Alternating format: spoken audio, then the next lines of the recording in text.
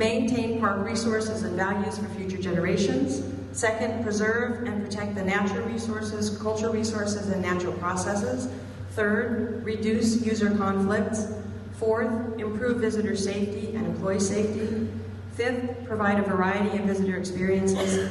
And sixth, provide a clear, enforceable policy. So those are the objectives that we've used to look at each of the elements of the plan. The second question was stakeholders. So let me talk a little bit about that, because as I said, we have one very clear, prominent voice in the room. And that stakeholder group, there are many of you in many different groups, but that stakeholder group I would call perhaps off-leash dog advocates. And it consists of a number of affiliated and organized groups. And you know, we know in the United States that organized groups, you know, organizing communities has made a huge difference in our policy in the United States. Being organized as a community has brought us more civil rights. Being organized as a community is working to address income disparity issues. So there's a lot of power that comes from being an organized group, and I think a lot of good that comes from that. When I first came to this superintendent's position last May, the first stakeholders who I reached out to were the off-leash dog groups, because I wanted to learn more about their perspectives, knowing that this was an issue that was deeply felt and was something we'd be making a decision on probably within the next year, year and a half. I asked those folks to take time out of their jobs, to meet with me, and to have some real honest and genuine conversations. One of the things that I offered some of those stakeholder groups was if they could come to me with a proposal that was different than the preferred alternative in the EIS, that included working with other stakeholders that were groups that were not off-leash dog advocates, that would carry a lot of weight for me as we went into the proposed rule. I'll get to that. As we went into the proposed rule. So I made that offer, and the actual comment was, we can do that. And so I was excited at the thought that we could get some stakeholders together where the proposed rulemaking fell short. I was excited about that.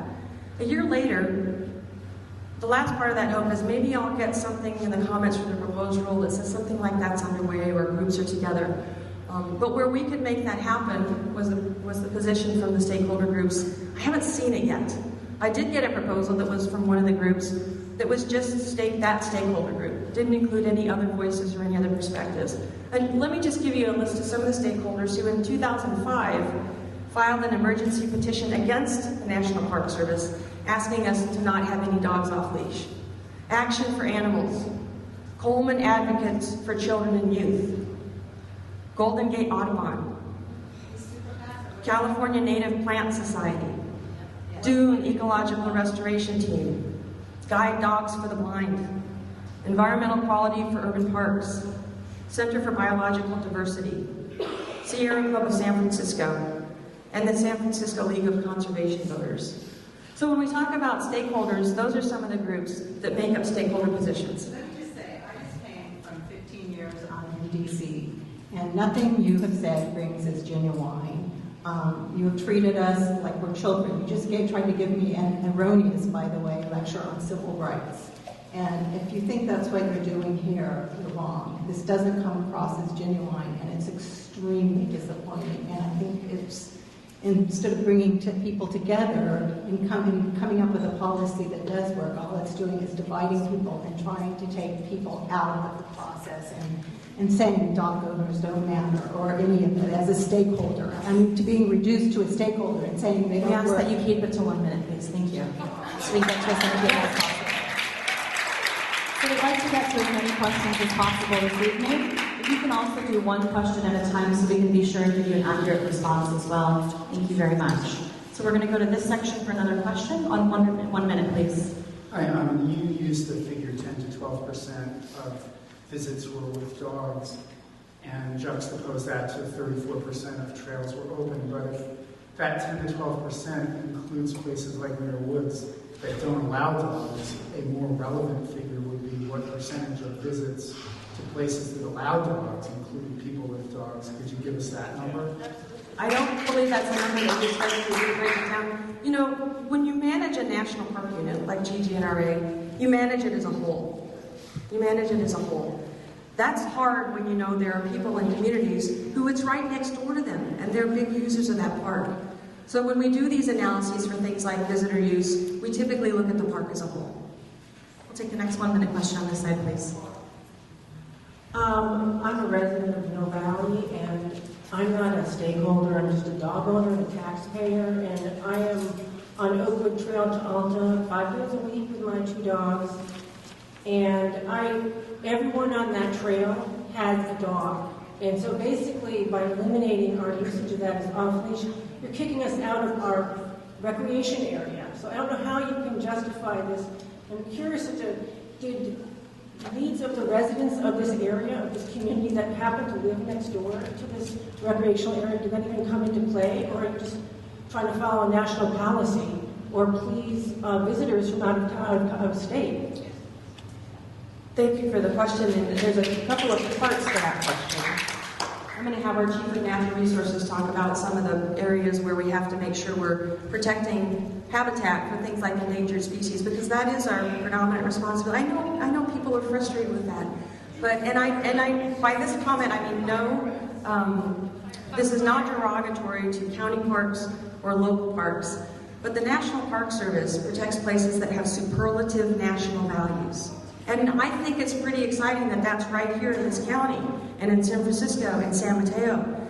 And we are bound to make decisions with 3 primary criteria in the National Park Service: best available sound science, fidelity to the law, and long-term public interest. At the highest level, those are the 3 criteria we use to make decisions. We have to be faithful to the laws that created and govern the National Park Service.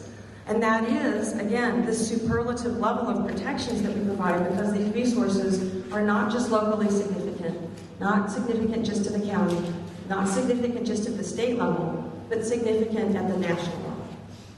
Daphne, do you have anything on the habitat you can help us with on those trails in particular? So a lot of people have mentioned Alta Trail in Marin, and that is one of our prime areas of mission blue butterfly habitat, and it does grow very close to the trail there. And so, we've tried to continue to allow dog use in areas of mission blue habitat by having pets on leash so that they're not trampling the plants that the butterflies depend on adjacent to the trail.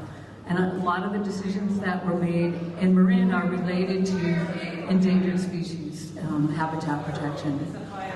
We ask that you hold comments so that everybody can hear the responses as well as the questions, and we thank you in advance for that.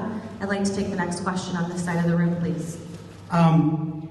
First of all, you seem like a very reasonable person who wants to hear things. I'm curious how something that says that open to on-leash and off-leash dog areas basically can be closed at any moment at the sole discretion of you or your replacement. Or if I retire. And also, to address an earlier point, the hours that you're proposing for the professional dog walkers, there is room for other ways to look at that. Dewey Beach in Delaware has had a policy for 30 years where from prime time during on-season, 10 to 5 or whatever it is, there are no dogs on the beach at all. That's fine. All of the other hours, people are welcome to take their dogs on the beach and recreate the way they want to.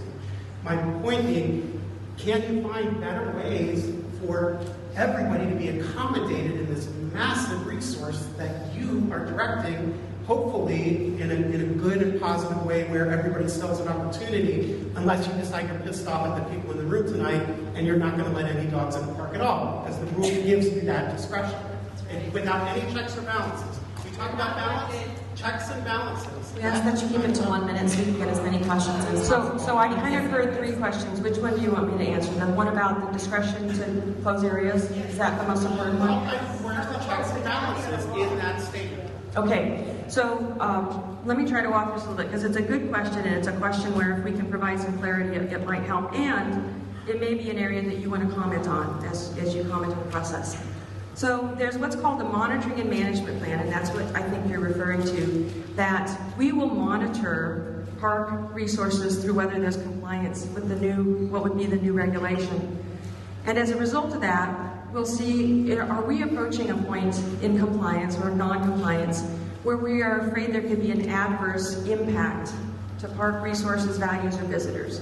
So when we think there could be an adverse impact, because we're supposed to prevent impacts to resources, to people. So we've outlined 2 tiers of management actions that could be taken, not will be taken, but could be taken. The first is kind of a lower level. Should we improve the fencing around an off-leash area? Should we improve the signage? Is there education that we could do? Are there things that we could do to make sure people are clear on what our expectations are?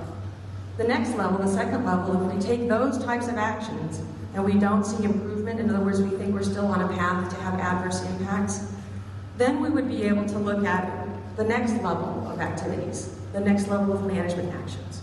Those are things like, should we put in place in off-leash areas a certification program?